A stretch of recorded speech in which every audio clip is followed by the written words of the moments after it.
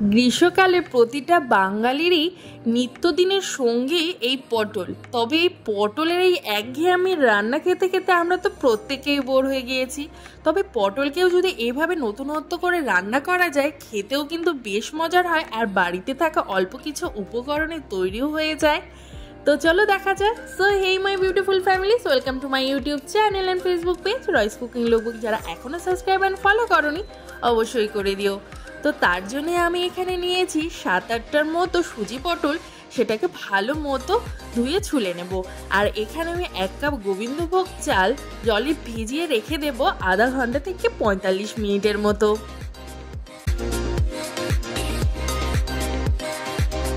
পটলগুলো ভালো মতো ছুলে নিয়ে এভাবে তেঁচে করে 2 টুকরো করে নিয়েছি, আর কাঁটা চামচ দিয়ে ভালো মতো ফুটো করে নিয়েছি যেন ভেতরে তেল মশলা ভালো মতো ঢুকে যায়। আর চালটাও দেখো আধা ঘন্টা পর ফুলে উঠেছে। আর এইদিকে কাজু কিশমিশ, গোটা গরম মশলা, জিরে, আদা জিরে, কাঁচা লঙ্কা বাটা, ব্যাস এই অল্প কিছু উপকরণই লাগছে। তো প্রথমেই পটলের মধ্যে হলুদ আর লবণ দিয়ে ভালো মতো মাখিয়ে নেব।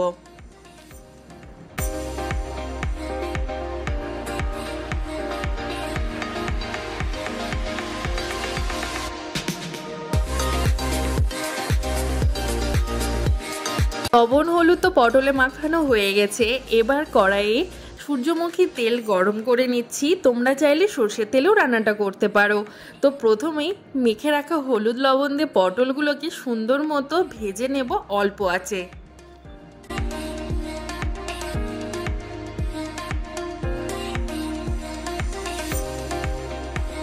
পটলগুলো খুব কড়া করে ভাজার একদমই দরকার নেই।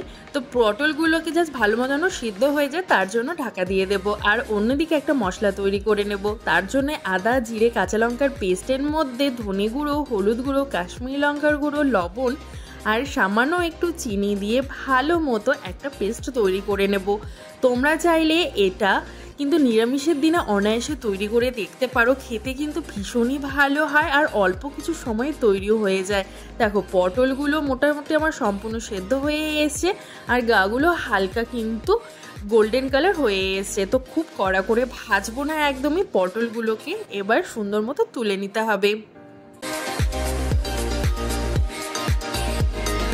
পটলগুলো তুলে নিয়ে সামান্য পরিমাণে তেল একটু কমিয়ে নিয়ে তার মধ্যে 1 চামচ ঘি দিয়ে গোটা গরম মশলা, জিরে, তেজপাতা, শুকনো লঙ্কা, দারচিনি, এলাচ এগুলো ফোড়ন দিয়ে যখন সুন্দর গন্ধ ছাড়তে শুরু করবে, ধুয়ে রাখা গোবিন্দভোগ চালটা সেটা দিয়ে দেব। আমি কিন্তু আগে থেকে জল ঝাড়াতে রেখে দিয়েছিলাম।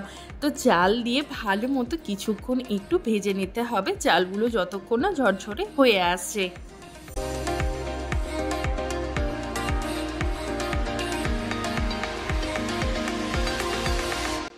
দেখো চালগুলো কত সুন্দর ঝরঝরে হয়ে গিয়েছে। এর মধ্যে এবার আগে থেকে যে পেস্টটা আমরা তৈরি করে রেখেছিলাম সেই পেস্টটা আমরা দিয়ে দেব। গ্যাসের ফ্লেম এ সময় কিন্তু একদমই লো করে দেবে, নয়তো নিচে মশলাগুলো লেগে ধরতে পারে। দিয়ে মশলাটা দিয়ে ভালো মতো চালকে আবারও ভালো মতো মিশিয়ে নিতে হবে কিছুক্ষণ। বানানো ভীষণই ইজি। তোমরা কারা কারা এই রেসিপিটার নাম জানো অবশ্যই কিন্তু কমেন্টে জানিও। দেখো আমি কিন্তু গ্যাসের ফ্লেম একদমই লো করে দিয়েছি। ভালো মতো মশলা চালের সাথে মিশিয়ে নিতে হবে।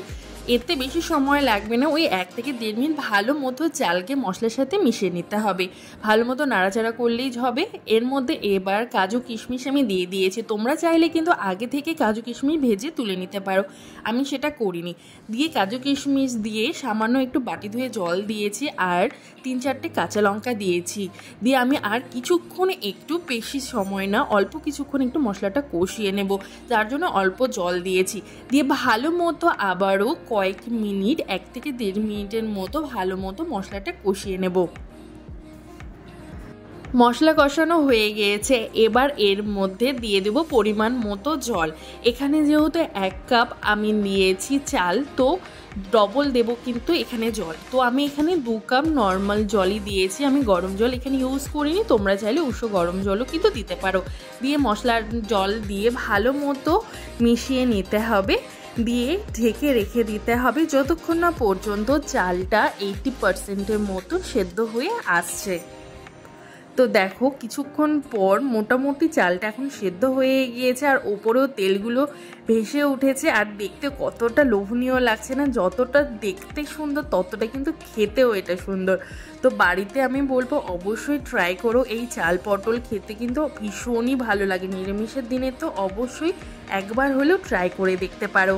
তো দেখো চাল কিন্তু অনেকটাই সেদ্ধ হয়ে এসছে, আবারও ঢাকনা উঠিয়ে আমি কিছুক্ষণ একটু নাড়াচাড়া করে নিয়েছি। তো চাল দেখো অলমোস্ট সেদ্ধ হয়ে এসছে।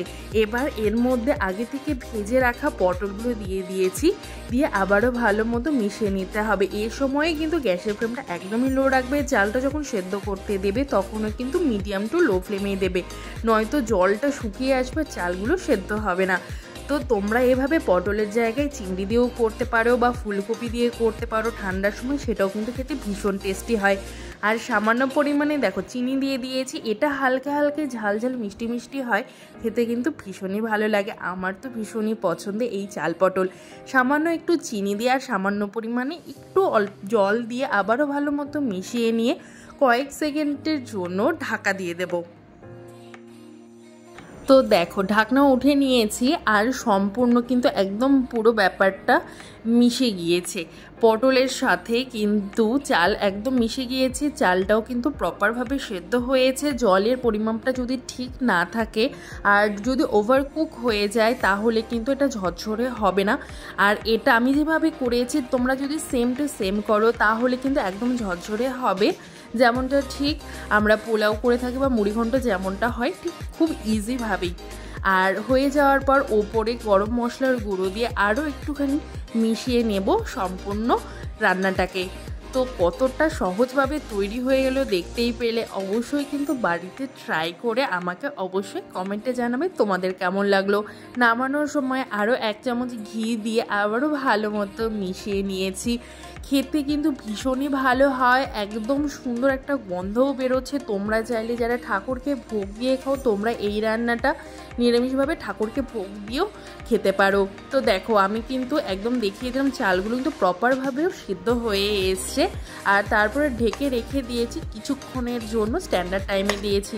আর দেখো কতটা একদম পুরো ঝরঝরে হয়েছে, খেতে কিন্তু ভীষণই ভালো হয়েছিল। অবশ্যই কিন্তু ট্রাই করো।